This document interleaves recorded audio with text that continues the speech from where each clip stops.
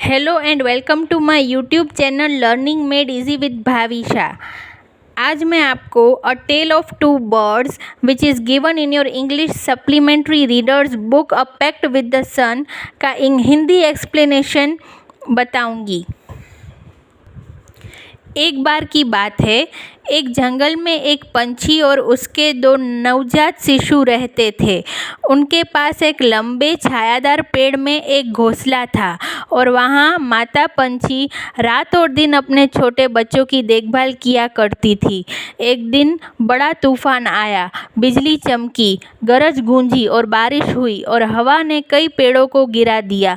जिस पेड़ में पंछियों का घर था वह भी गिर गया।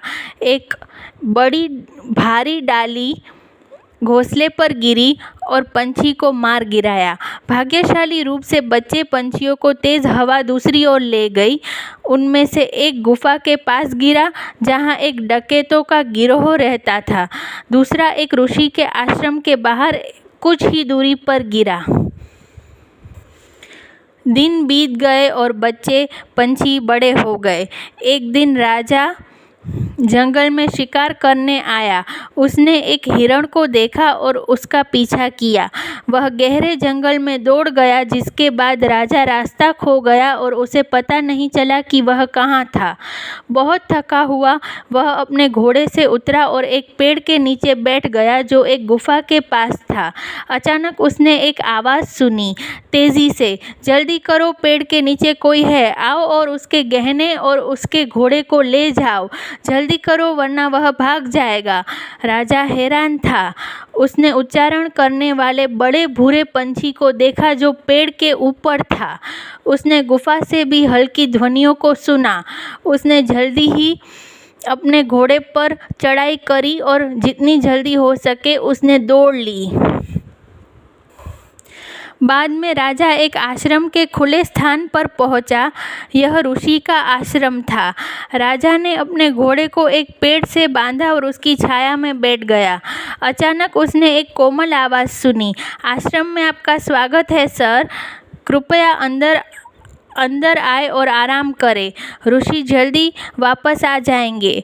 मेहमानों के लिए एक बर्तन में ठंडा पानी है, कृपया अपने आप को आरामदायक बनाएं।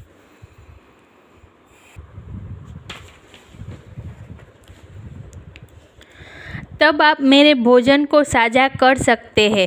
राजा ने ऋषि को दो पंछियों की कहानी बताई और यह कैसे हर एक ने इतने अलग अलग व्यवहार किया, हालांकि वे एक जैसे दिखते थे। जंगल सरप्राइज से भरा हुआ है, उसने कहा। पवित्र आदमी मुस्कुरा दिया और कहा, अंततः व्यक्ति अपनी साथी के द्वारा जाना जाता है।